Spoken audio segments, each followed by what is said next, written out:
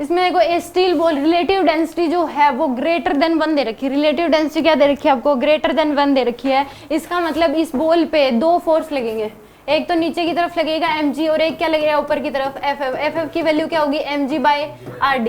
अब rd की value 1 से ज्यादा है, यानी कि उस केस में mg क्या होगा? ग्रेटर देन क्या होगा? ff।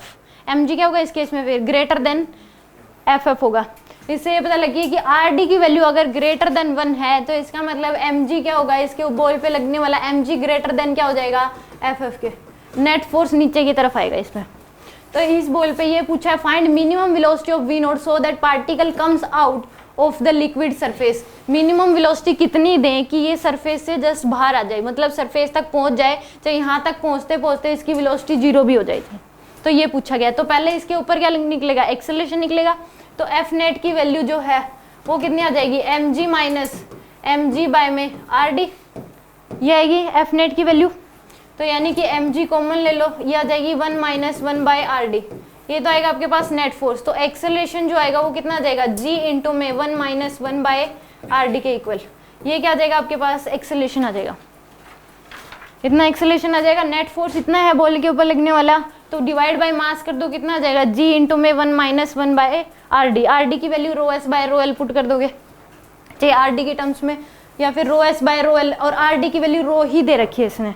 rd को क्या दे रखा है? रो। तो rd की जगह रो पुट कर दो तो ये आ जाएगा आपके पास g इंटू में 1 माइनस 1 बाय रो।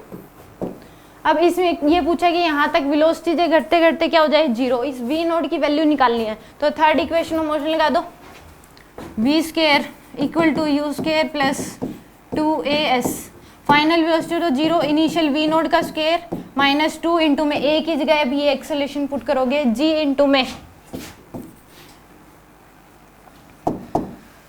यानी कि g into 1 minus 1 by rho into में क्या पुट कर दोगे?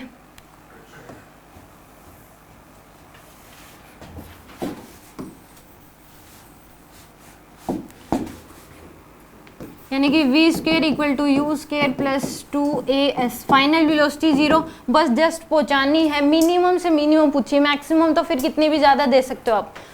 तो ये हो जाएगी final initial velocity v naught का स्क्वायर माइनस 2 इंटू में एक्सेलरेशन पुट करोगे यहाँ पे g इंटू में 1 माइनस 1 बाय रो इंटू में s की जगह क्या पुट कर दोगे? h। तो यहाँ से v नोट का स्क्वायर इक्वल टू क्या हो जाएगा आपके पास? 2g इंटू में 1 माइनस 1 बाय 2gh, ये आ जाएगा। तो v नोट की जो वैल्यू है वो क्या आ जाएगी? Under root 2gh 1 minus 1 bye में रो, ये आ जाएगी आपके पास। मिनिमम वेलोसिटी ये देनी पड़ेगी 1 minus 1 by row, D option आएगा। पहले तो फर्स्ट पार्ट समझ में आ गया कि नहीं? देखो इस बॉल पे 2 फोर्सेस तो लगेंगे, नीचे की तरफ mg लगेगा, ऊपर की तरफ ff लगेगा। ये बात तो हमने पढ़ी थी कि अगर किसी लिक्विड में आपने किसी ऑब्जेक्ट को इमर्ज करा तो उसके ऊपर एक नेट फोर्स लगता है ऊपर की तरफ ऑफ थ्रस्ट। तो इस पे 2 फोर्स लगेंगे, नीचे mg और ऊपर क्या लगेगा? ff। ff होता है mg बाय rd। अब नीचे तो mg लग रहा है, ऊपर mg के डिवाइड में कुछ वैल्यू है और वो ग्रेटर देन 1 है, तो ओवरऑल जो ये वैल्यू आएगी mg से छोटी होगी कि बड़ी होगी? पहले तो ये बताओ, क्योंकि mg को ही आपने किसी चीज से डिवाइड कर रखा है तो mg से तो छोटी आएगी वैल्यू, तो नेट फोर्स नीचे की तरफ ही होगा। तो नेट फोर्स कितना आ जाएगा? mg minus mg by rd। तो नेट फोर्स आ जाएगा आपके पास mg इंटू में 1 minus 1 by D, mg common ले लिया तो नेट फोर्स इतना आ गया आपके पास। rd को ही रो बोल रखा है, तो एक्सेलरेशन होता है नेट फोर्स बाय मास। तो m कैंसिल कर दो, एक्सेलरेशन में m कभी नहीं आता। तो g इंटू में 1 माइनस 1 बाई rd की जगह रो पुट कर दिया, इतना एक्सेलरेशन आया है।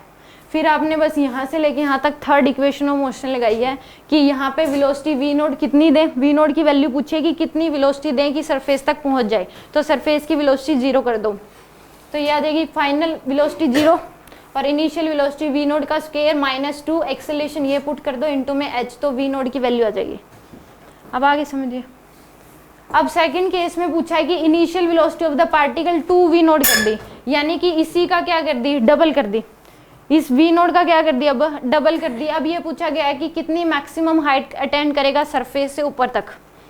अब इसमें ये मत सोचना कि v नोट तक तो यहीं पहुंच जाएगा और v नोट तक ऊपर चला जाएगा, ऐसा नहीं होगा कि आपने यहाँ पे अगर वेलोसिटी 2v नोट दे दी तो उस केस में v नोट ट्रैवल करके तो यहाँ तक, यहाँ पे v नोट बच जाएगी, फिर ऊपर आंसर आ जाएगा v नोट स्क्वायर बाय में 2g, ऐसा नहीं होगा।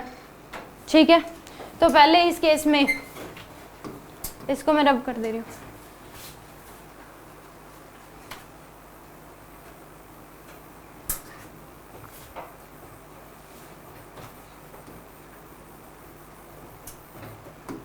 अब देखो एक्सेलेरेशन तो उतना ही रहेगा, वो चेंज नहीं होगा। कितना जाएगा g इंटू में 1 माइनस 1 बाय रो, एक्सेलेरेशन तो यही रहेगा।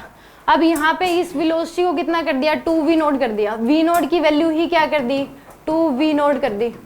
तो यहाँ पे यानी कि 2 इंटू में v नोट की जो वैल्यू थी वो कितनी आ जाएगी, अंडर रूट 2gh इंटू में 1 माइनस 1 बाय में रो, ये थी।